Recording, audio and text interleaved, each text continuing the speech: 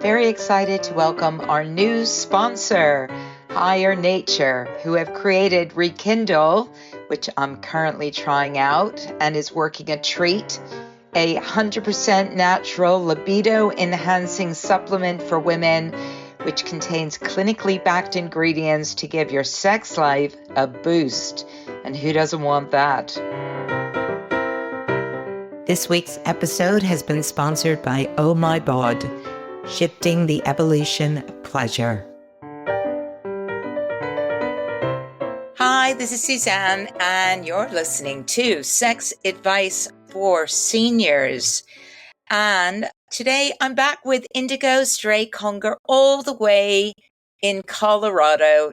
Don't worry, we've already had all the conversations beforehand about living in America and everything. So we don't need to revisit any of those. And I think the last time you were on the show, we were talking about moving into kink, open relationships.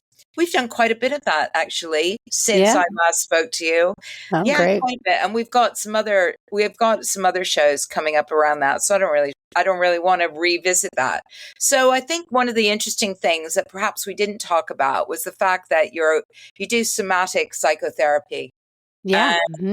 And what is it exactly? We didn't really go into all of that. So I'm curious to know, as part of your practice, what is somatic psychotherapy? So somatic simply means body integrated psychotherapy.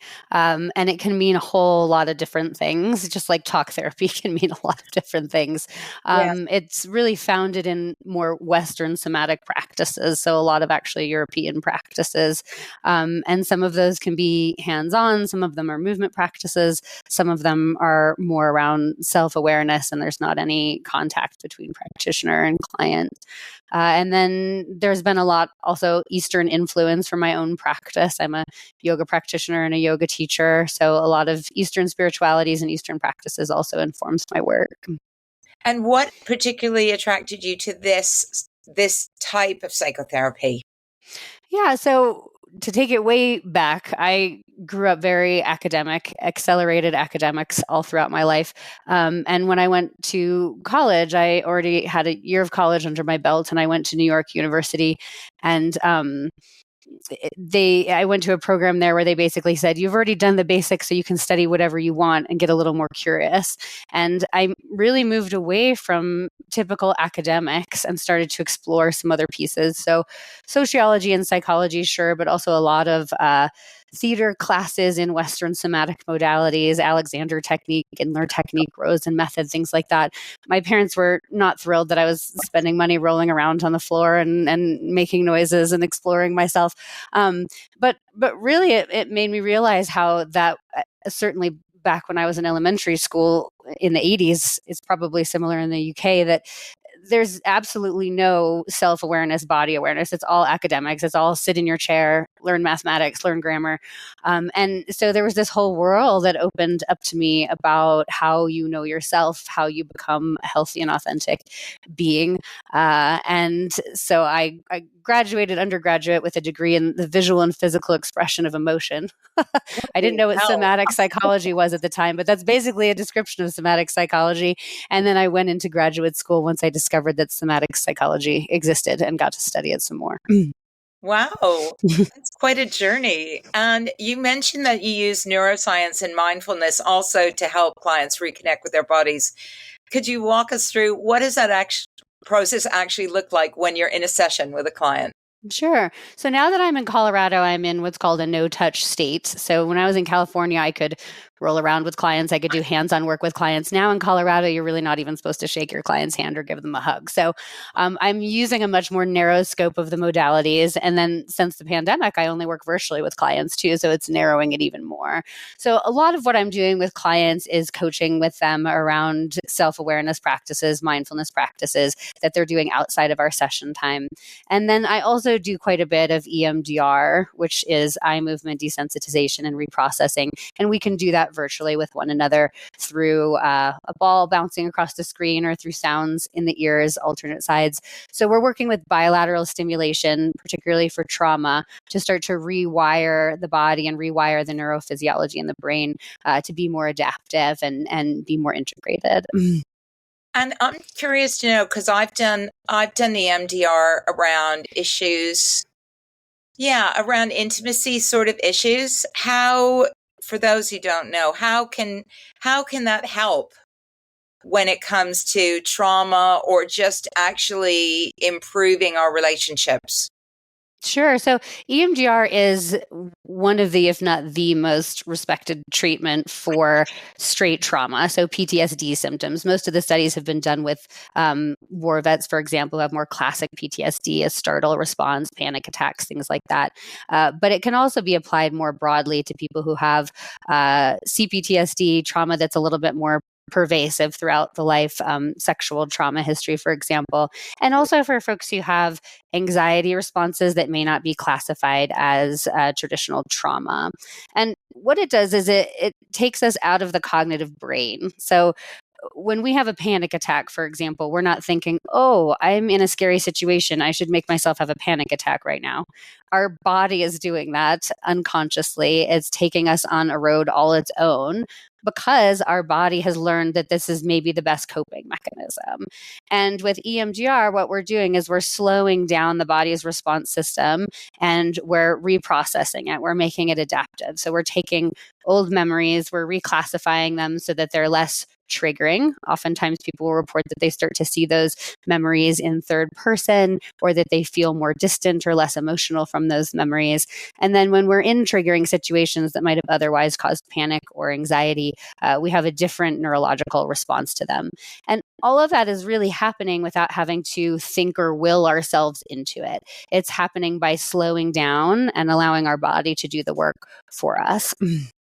And what are some of the common challenges that people come to you with, specifically when it comes to improving their relationships and using the techniques that you just described? What do you Sure. see? So with EMDR, I'm typically not using that in couples therapy, for example, but I will use that with one person within a couple or an individual client who's having issues with intimacy. Commonly, people will have difficulty with intimacy when they do have sexual trauma history, for example. And so they may be with a partner that they feel very trusting of, that they love, but something in them is shutting down when they are trying to be intimate with their partner. So the work that we're doing is we're going back to those early traumatic memories, or we may even be using a very recent memory of feeling like they're shutting down with their partner. And we're slowing that down, and we're using the bilateral stimulation, and they're letting their mind and their body go where they need it to go while that bilateral stimulation is happening, so that hopefully they are able to not have that automatic shutdown that was occurring before. And one of the things I was thinking about, and you may go, no, it doesn't work like this, was that often one of the, there's obviously in later life, there's physical challenges that sometimes take place, right? And things like vaginismus, for instance, can this be used in those circumstances where people might have actual physical challenges of, the clenching up of the vagina when people feel Yeah, like absolutely. So if it's vaginismus, or if it's a combination of the tension and the sexual pain, for example, usually there is a psychological component to that. And sometimes it's the psychological component that started the physiological component. And sometimes there's something physiological like childbirth that was the start, but then now it's become psychological because there's a fear of the pain, there's a fear of the tension, there's a whole stress cycle that's happening around it.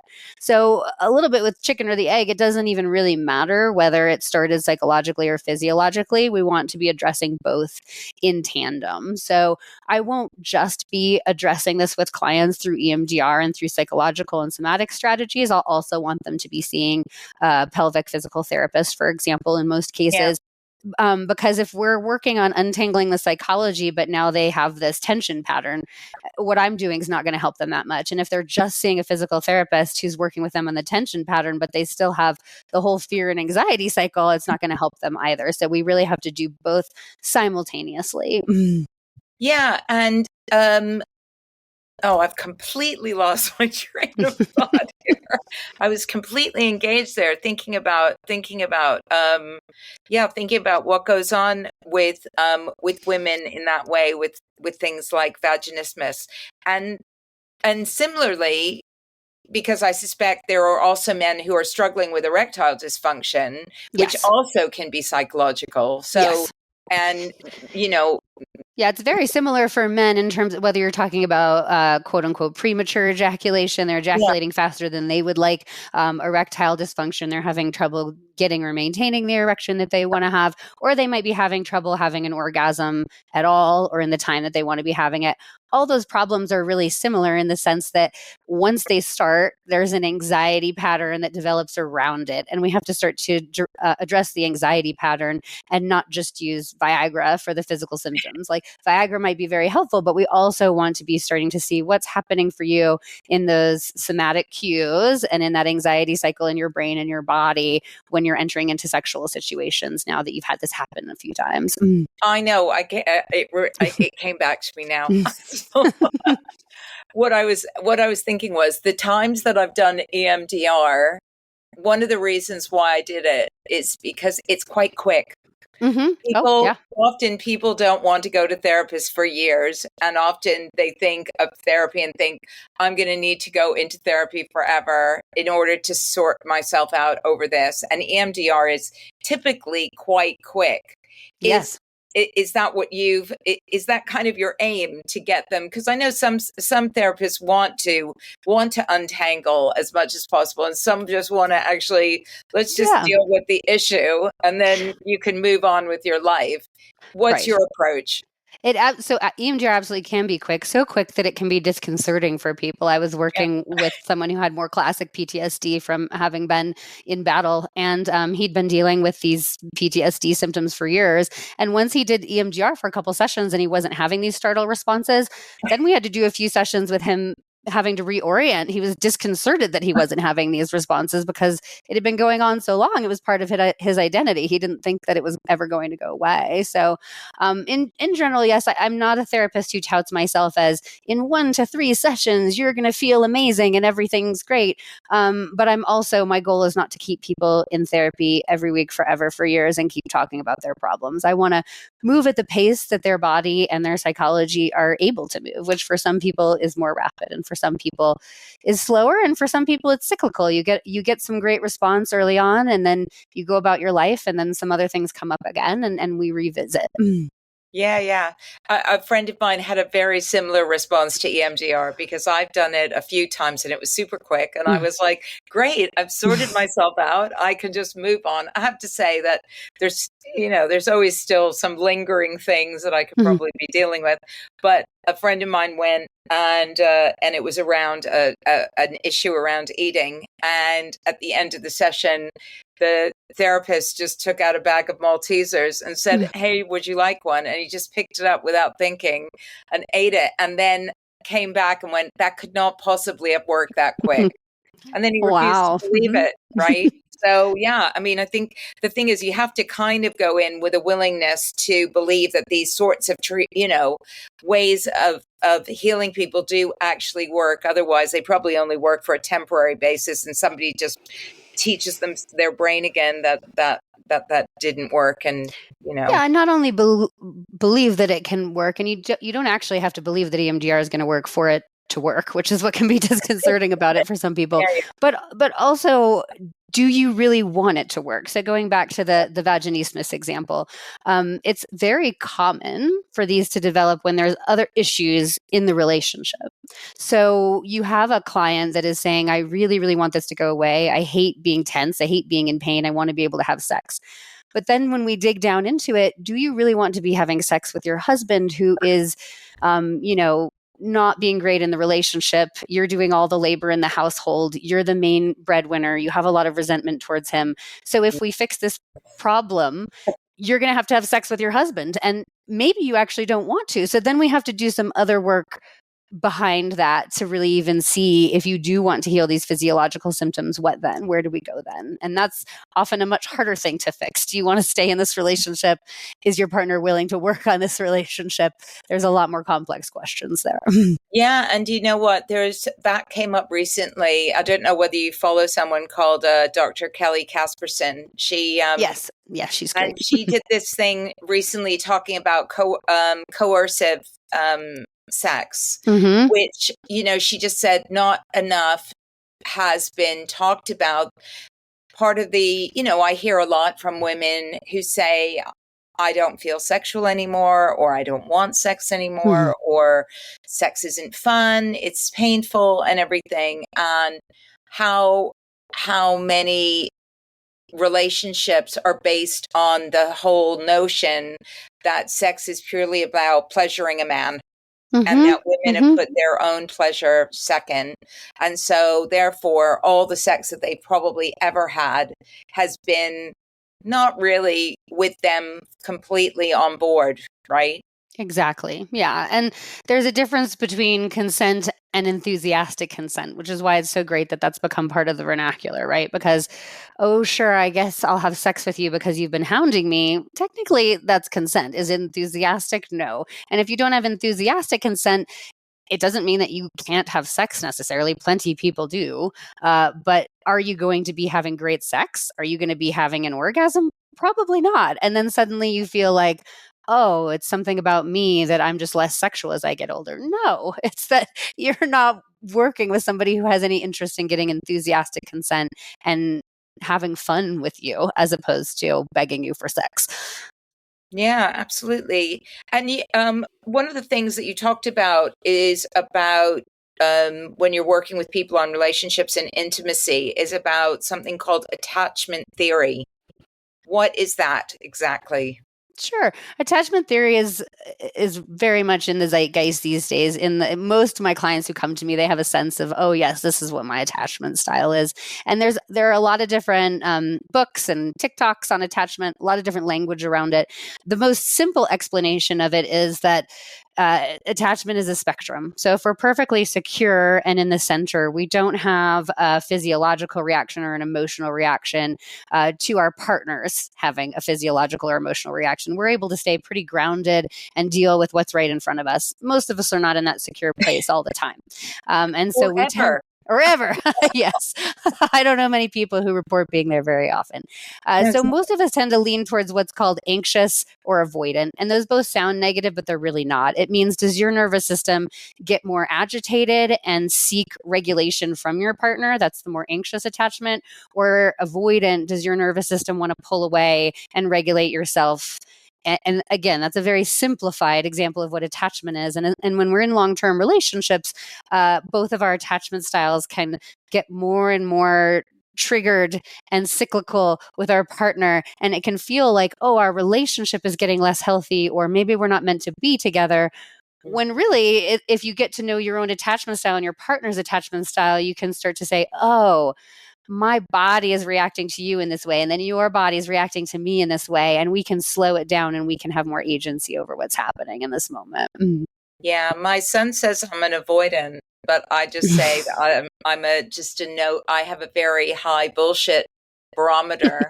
So when I sense bullshit, I pull away because I'm not, it's not that I'm avoiding anything other than putting up with a lot of crap that I just don't think I should be putting up with. But yeah, that's my way of looking at it. And yeah, I mean, it's funny, attachment and avoidance, calling it avoidant attachment styles versus attachment theory changes it, because of course attachment styles I see on TikTok literally all the time from people who probably know absolutely nothing about them. But it's true. There's a lot of misinformation out there about it, right? Like a lot of times people say, oh, if you're avoidant attachment, you're an introvert. It has nothing to do with whether you're introverted or extroverted. There might be some overlap, but those are two totally different concepts. Yeah. So you mentioned that you studied in NYU, but then I know that you actually went and did a lot of training in San Francisco. Correct. Yeah. So I went to graduate school in San Francisco at the California Institute of Integral Studies. It's a mouthful. A Well, hippie school right downtown in San Francisco, and it's one of only, I believe, 3 programs in the U.S. that have a somatic psychology program. And so it's an unusual program, to say the least. And we get all the traditional talk therapy elements so that we're able to gain licensure in that state. But then we also have all of this information about the somatic modalities as well that we're weaving into our work. and how did being in San Francisco at that time, with all of the, diversity in that great city, and being in such an open and like an incredible place, how did that inform the work that you do? Yeah, so starting as a therapist there was great because it was the default that people weren't coming in Christian cis heteronormative relationships. And so right from the get-go, I was able to get used to asking people, what does your relationship mean to you? What are your agreements with each other? What are your expectations with each other? What does sex mean to you? And those are questions that a lot of therapists, they make assumptions going in. Oh, we're working with this cis heteronormative template, with this mononormative template. Of course, we're not talking about kink. Of course, we're not talking about other people being involved in your sex lives. And instead, that's not the assumption that I make. And predominantly, it's not what I work with now either. And so what year was this? Let's see. So I started graduate school in 2006. Okay. So, it wasn't like not a huge amount of people were talking about all of this kind of stuff 20 years ago.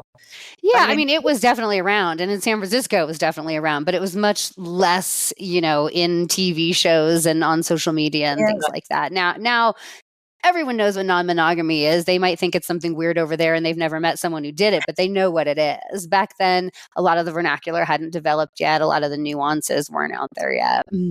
Yeah. And I think also, if that's the way, do you find that that's because that territory is now so familiar to you, that it's the area that you feel most comfortable in, working with the LGBTQ population, working with people who want to be E&M, just because that's sort of, that's how you got your start, right?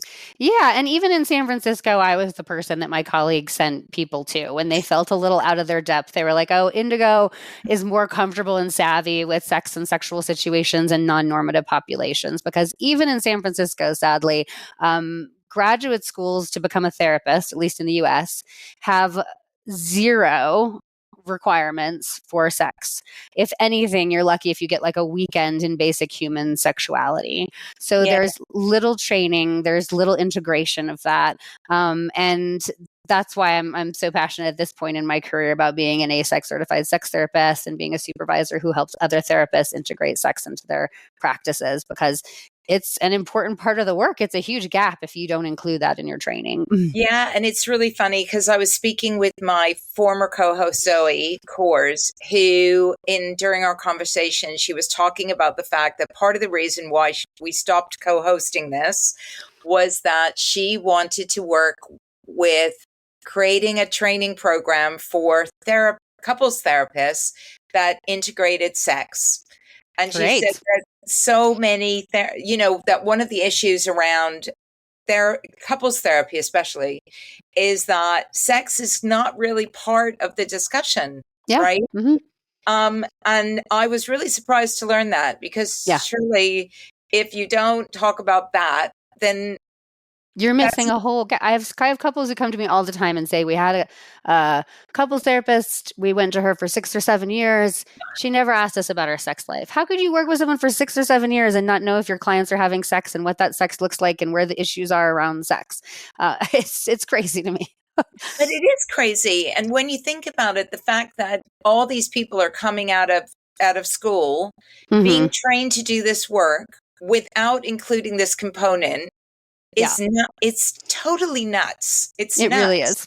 It's starting to change now. Programs are starting to include sex therapy certifications embedded in the program, but it still is something that you have to opt in for. It's not a requirement for licensure. And that's what Zoe said. Yeah. And then she decided that she wasn't as keen on doing it as she thought she was at the beginning. It's a lot.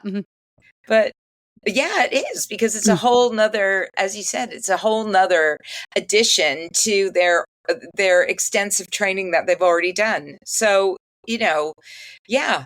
And so you talk about being one of the fewer, there's less than 10 people in Colorado that have got this AASECT certified sex therapy level. What unique insights does that bring to your work?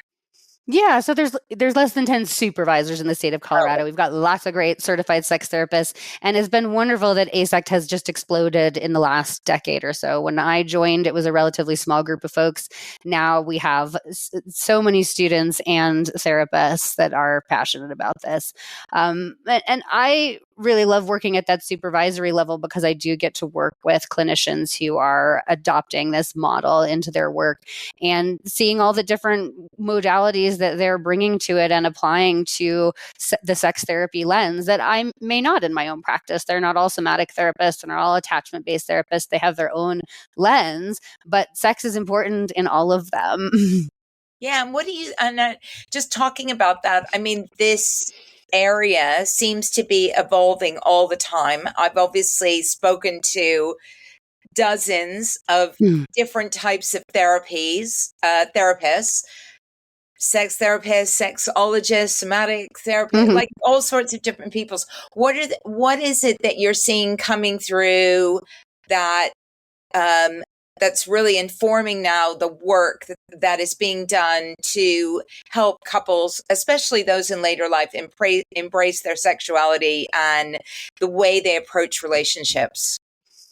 Well, one thing that's happening right now in the zeitgeist is more knowledge and awareness around perimenopause and menopause. And that's not necessarily just in the therapy realm, but in the world in general. There's a lot more books coming out, celebrities speaking out around their own process with this transition in their lives. People are taking ownership of their own bodies and their own process instead of just taking whatever the message of the day is from the medical community. The medical community goes back and forth on, you have to have hormone therapy. Oh, you can't have hormone therapy during this part of your life. These supplements are great. Oh, these supplements are terrible. And instead, because there is so much information out there in the age of the internet and social media, people are sifting through it on their own, particularly female-bodied individuals, and saying, oh, I'm in perimenopause. What does that mean to me? What are the symptoms that I'm having? And also, is this just a bad thing, or is this something that is also a healthy transition in my life? And can I have even better sex? Can I have even more self-aware sex and partners who are more self-aware around where my body's at this stage in my life? Yeah, I mean, I'm seeing a lot more discussion, even just very, very recently, about the decision about not having sex. Yeah. I'm seeing a lot more conversations about people being really quite forthright in saying, you know what, I don't want to have sex. Even young people and older people. I think I hear a lot from men about the fact that their wives have got low libido and they don't want it anymore. They're not interested or whatever. But I'm also meeting younger people now who are talking about being asexual, talking about having no sexual desire. We're seeing a lot more conversation about young people not having sex as much as older people. I'm quite interested. I'm just myself intrigued about the fact that not having sex now is almost as radical a statement as it used to be to say, I love having sex and I want to have loads of sex with lots of different people. It seems like that conversation is really exploding in ways that I'm finding quite interesting, because there used to be a lot of shame about being about being promiscuous. Right. Nobody ever really talked about the fact that they never want to have sex ever. And now it seems like everybody's going, yeah, I don't need it. Yeah. For a long time, like you said, particularly for female-bodied individuals, it was shameful to say that you actually enjoyed sex, that you wanted to have it, that you were seeking it out, particularly with multiple partners. But we are such a sex-forward culture that even during that time period, that was the dominant narrative, right? Is sex, sex, sex. Everyone wants sex. Even if it's in secret, everyone wants sex. And, about 15, 20 years ago is when asexuality first started being a term that people started to understand. And I remember there were some documentaries at the time of asexual folks being in pride events and things. And they're very much the pariahs. It was like, we've worked so hard to be sex forward. Please don't tell me about your asexuality. And now there's starting to be a little bit more of an integration and understanding that not everyone is sex forward. Doesn't necessarily mean they're asexual, but they may be demisexual. They may be more gray sexual. Not everyone is this megasexual, sex first, sex forward person. Yeah, I only heard the word demisexual yesterday in an article that I read, and I was like, "Oh my God, this is yet another term that I didn't know about." Which is, somebody. Yeah. Well, what I read was somebody who needed to feel strong emotional connection before they would have sex, and if and they find it strange. They never were the people who had the posters of like the cute boys on their wall, because it was like, how would I be attracted to someone that's just a picture? That doesn't make sense to me. I'm attracted to an emotional connection. I'm attracted to something beyond your nice washboard abs. Right. And this woman who wrote this article was saying that Rebecca Ferguson, she's great. She's got this Substack called 3000 Orgasms, where she tracks her orgasms. She does orgasm data. It's fascinating. Cool. But she was saying that, I think it was her anyway. I'm sure it was. She was saying that, she went on a date with somebody, and there were multiple dates where they just kind of got to know each other. And then when they finally started having sex, he whispered, "I love you," in her ear. She was really? You don't really, like, are we at that point? And I thought, oh, wow, that's something I only do when I have really amazing sex and my endorphins and all go a bit mental. And then words come spilling out of my mouth that actually mean absolutely nothing. That word means something different to different people and in different moments when you have different chemicals roaring through your body. I do warn them, though, that if I ever say those 3 words in that moment, that they must know that I don't mean it, unless, we've known each other for a very significant period of time. But sometimes it just happens after the first date, and that's stupid. Yeah. Anyway, but yeah, I mean, I think what I'm certainly seeing like a lot more, and I think maybe it's because of Field as well, the dating app Field, is I'm just seeing a lot more words out there for all different types of relationships that I never knew existed before.